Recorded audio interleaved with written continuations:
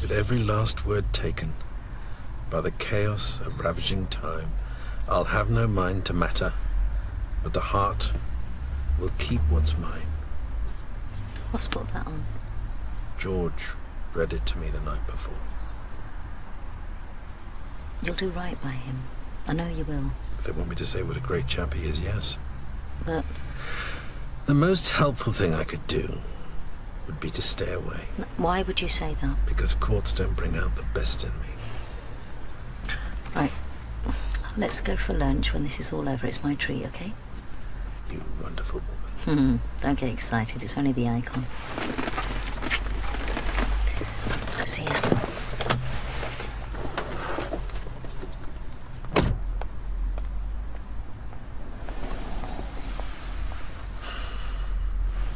I know this lay-by where you can get a 99-ounce cheeseburger. No, they call it the Widowmaker. Morning, ladies. Morning. So much grease, but what a way to go! Chips! Oh my God! Dr. Heskey! Oh, chill out. We're just having a joke. This is a place of work.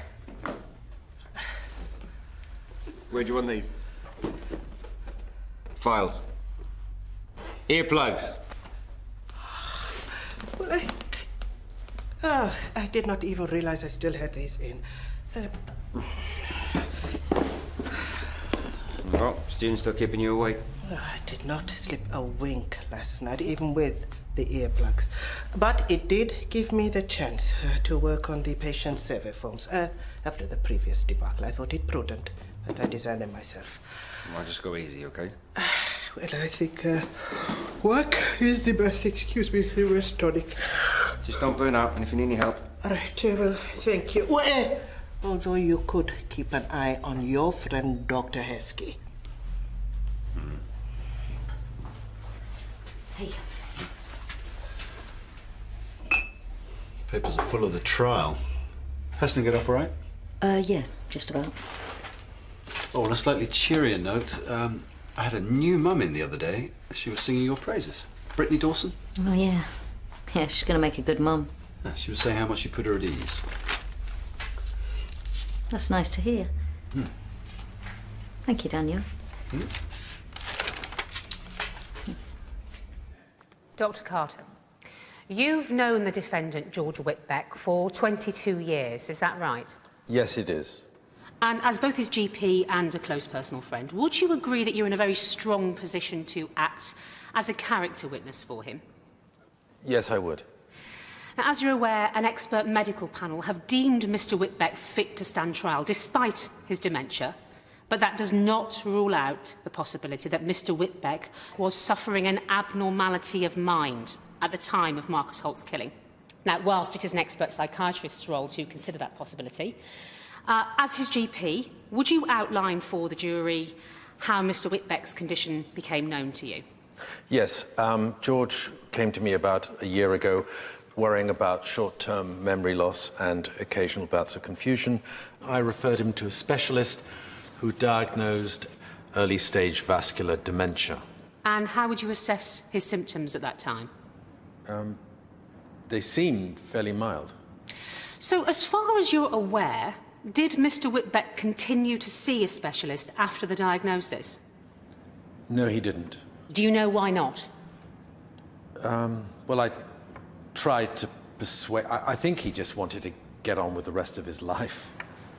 So, from your knowledge of the defendant, could he have been in denial about the severity of his dementia? My lord, is this character testimony? It is relevant context, my lord. Go on, Dr. Carter. Yes, he could. It's a frightening disease. And did Mr. Whitbeck give any indication that he was frightened for the future? Not for himself, no.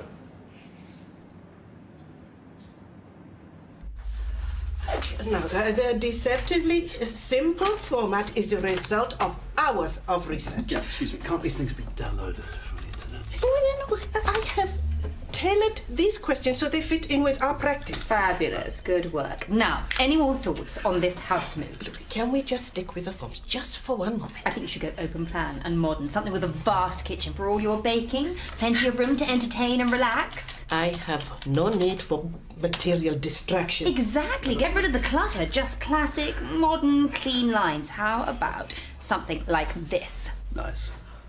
Oh, yes. Perhaps it's a little bit too try-hard, if he likes it. I see. Your thoughts on this one? What?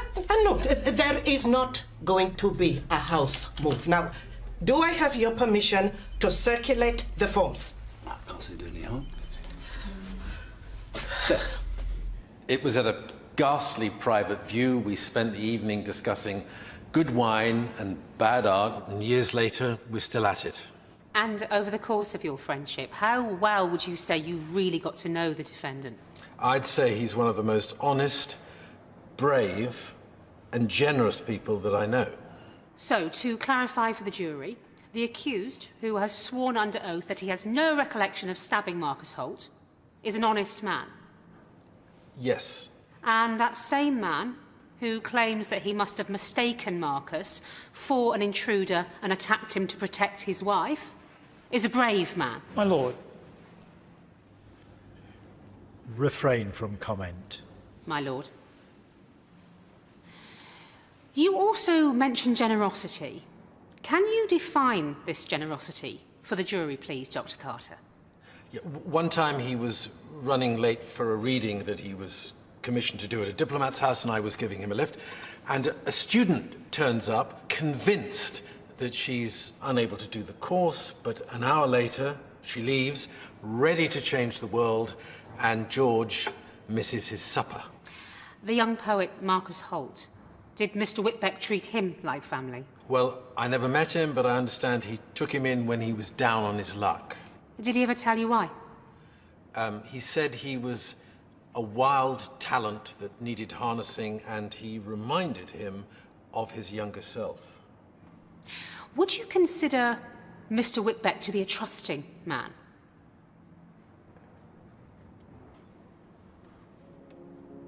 He loves you, Heston. We both do. But it's way past our bedtime. Don't keep him up too long. Good night. Night. You better not let your students know she has you tucked up in bed by 10. She's having an affair with Marcus. What?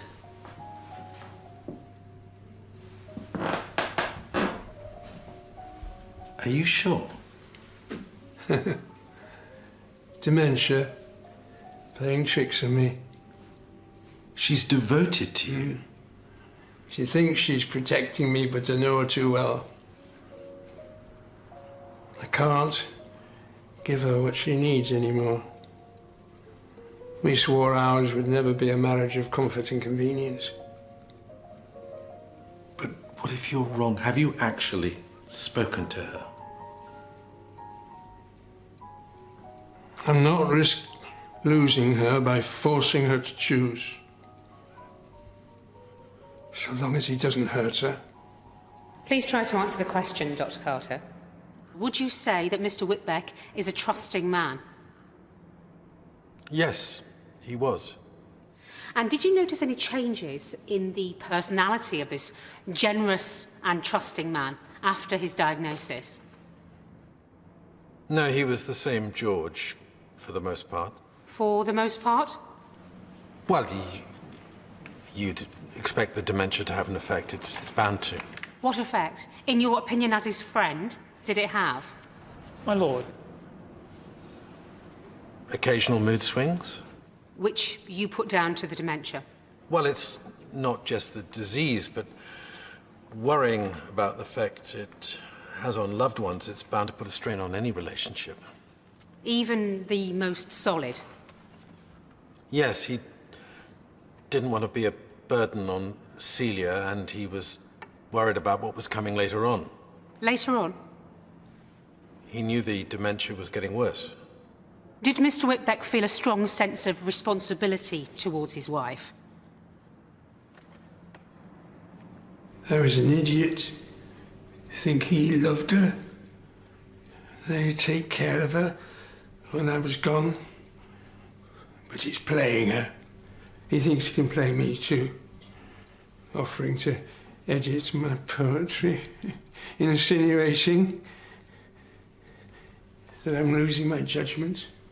He comes into my study when I'm not there, and he moves boxes, getting me thinking I'm really crazy, and then he's going to take over my life, my career. George, do you have any proof of this? Oh, this is what he wants.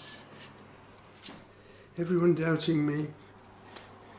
Now even you. Why don't you just ask him to leave? And risk her following him. Well, I can't believe that. Help me, Heston. You've got connections.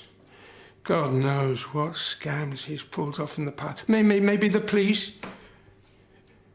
know something about him, something I could use, get rid of him without any fuss. George, this isn't like you. Why don't I have a discreet word? And tell her I knew and done nothing. No, not a word to Celia or anyone. It's my duty as a friend and a doctor to act in your best interest. And it's your obligation to keep my confidence. Your word, Heston. Not a soul. Dr. Carter. Dr. Carter, I asked if Mr. Whitbeck felt a strong sense of responsibility towards his wife. I believe he'd sacrifice everything for her.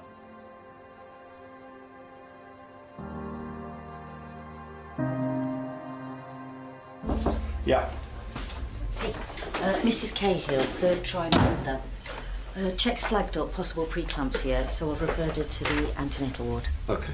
Okay. I wanted to ask you about Brittany.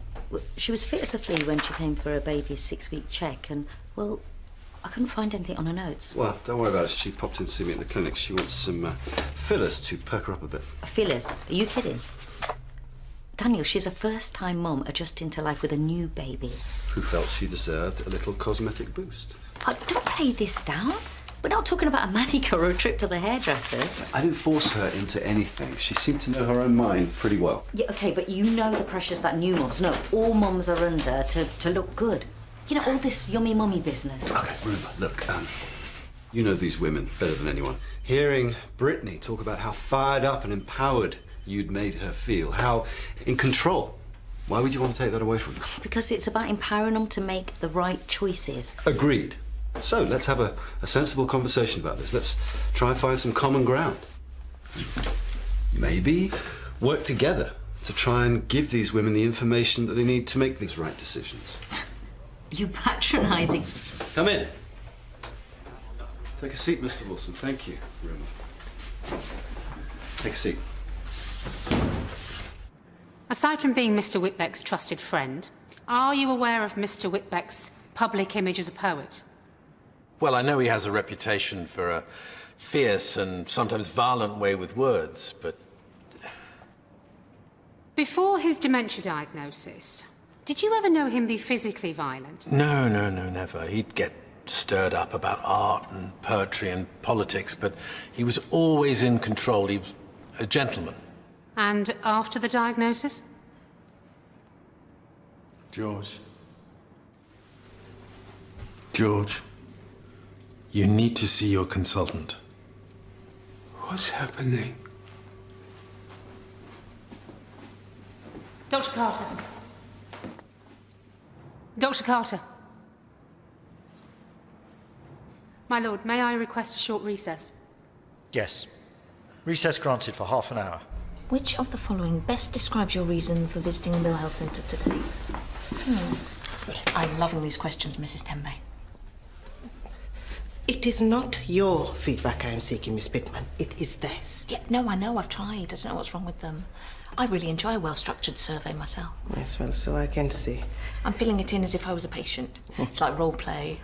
I mean, it's not as if I haven't had a lot of experience of all sides of the medical profession, you know, with my cancer. Yes. Yes, well, that is true. And with so much to do for the summer fair, well, perhaps we should put your experience to better use. How's that? I would be honored if you would help to publicize the fair as a cancer charity fundraiser. Yes! Oh, yes, that is a great idea. Oh, we're going to need flyers, posters. We could go viral. Well, right. Well, I will leave it in your capable hands. Right. I am already seeing bright, bold colours, keeping it positive, upbeat. Okay. Help me, Heston. What's happening? I'm not here about me.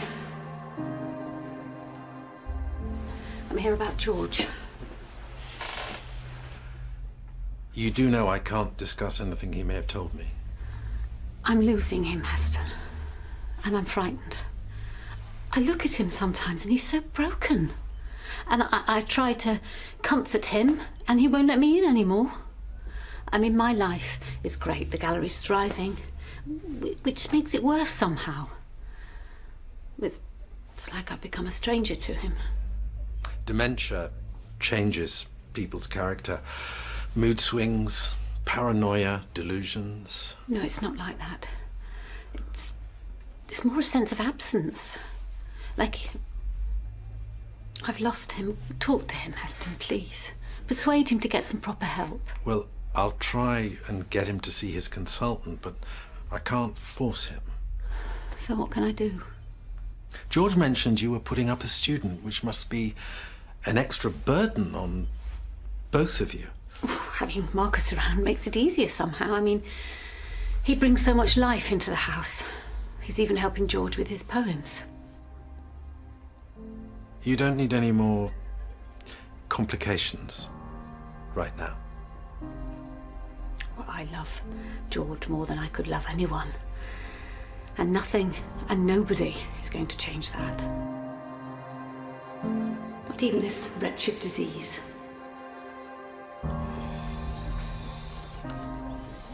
Mrs. Temby? Oh, tea? No, thanks. Do you know that Daniel's encouraging new mums to have fillers? No, I did not. Do you think it's okay? Well, I think there is too much value put on the superficial. To see the glow of a new mother the first time she holds a baby, now that is a sight to behold. In my experience, they usually end up in an exhausted, sweaty heap, or, once the baby comes out. Yeah, you will know more about that than me. But you're right, it's about making them feel good as they are, not trying to live up to some impossible ideal. But how do I get that across to Daniel? Well, unless it is a matter of medical misconduct, then I must allow Dr. Granger to run his clinic as he sees fit.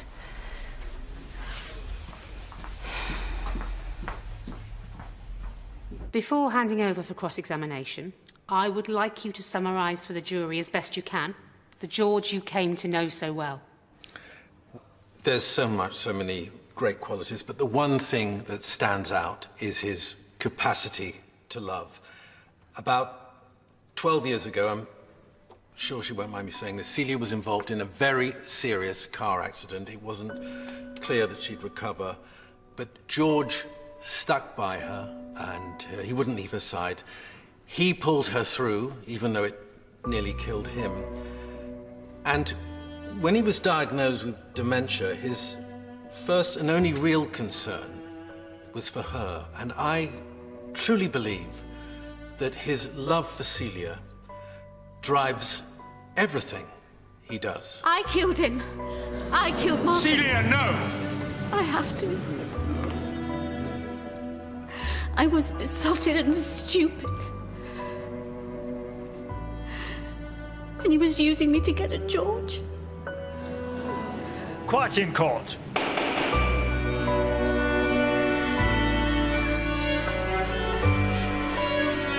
He's gone. What have I done? Listen to me carefully. You're going to get rid of any evidence that you and Marcus were ever intimate. bed sheets, fingerprints. Who knew? Of course. Did anyone else know? Did anyone else see you? No, I was trying to protect you. When I tried to end it, he turned nasty and cruel. He said he was going to ruin us both. Oh, God. Give me the knife.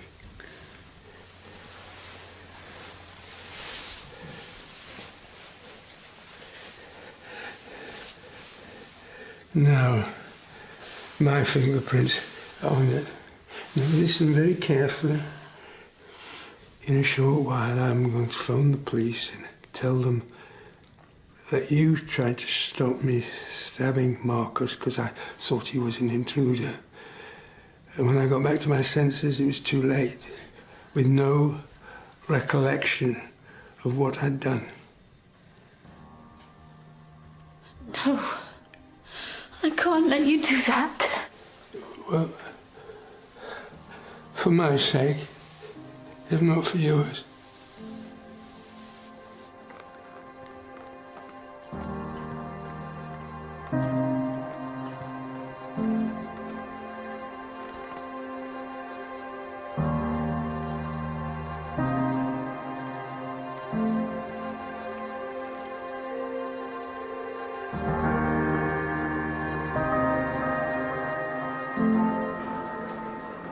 I'm so sorry for dragging you through all this. So what happens now?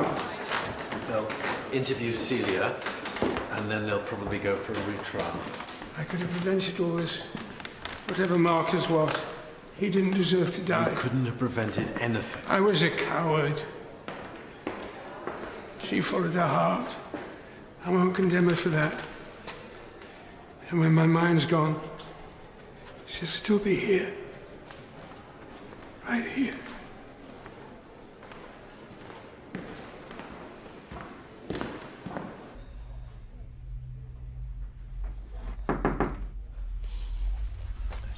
Come in. Sorry to be a pain. It's just that you've put Al down on duty when it should be me. I ain't doing it. Are you sure? Here, let me have a look at this.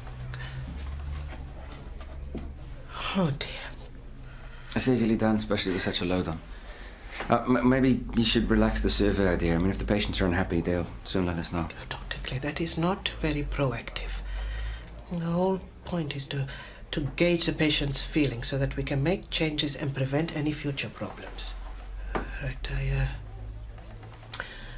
have corrected the rota. Simple, plain text. That's what you need for your patient survey. It zaps straight to their phone when they check in. That is very intrusive. Well, thank you for your time, gentlemen.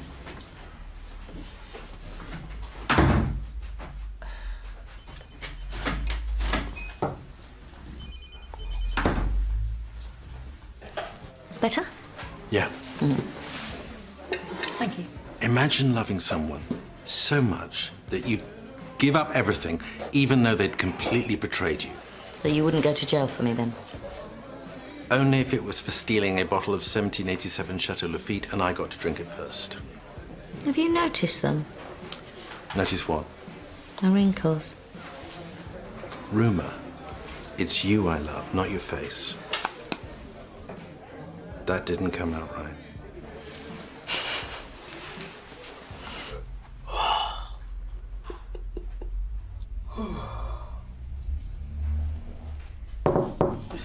Come in. Mrs. Tembe, we have an exciting proposal for you. That's not how you spell Summer Fair unless you're Thomas Cromwell. You're right, Dr. Heskey. If you have nothing helpful to say, then please say nothing. Or as a matter of fact, we do, don't we?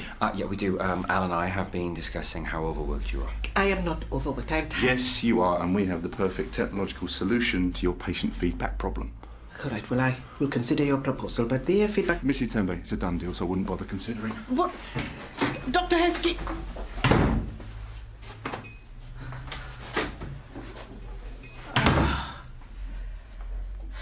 Yeah, it will feel a bit strange to start off with, but if the numbness doesn't pass in the next few days... Yeah, exactly. Don't be afraid to come back in, OK? Yep, no worries. OK, bye. Client? I think they're still called patients. That slick charm, it's not just for paying customers then. Okay, so if you just come to have a dig, I'm busy. No, I thought of a way to keep my mums informed about your clinic. Go on. By explaining exactly why they should stay well away. You know what? If you're going to preach that women should be given the facts and that they should be allowed to make their own minds And up... what are these so-called facts then?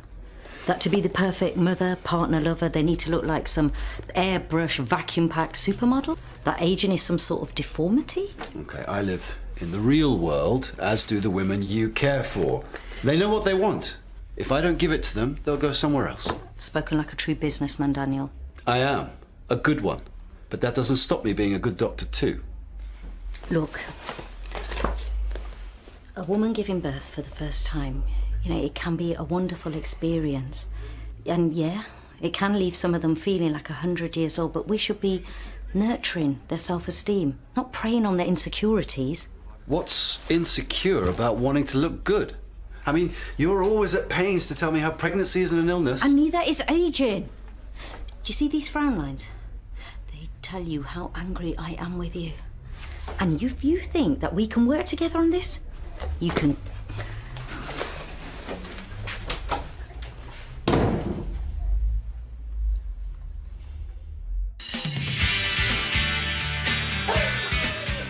The gas was left on in Jenna's kitchen this morning. Then when she got to campus, it looked like her brakes had been cut. You think it's Callie?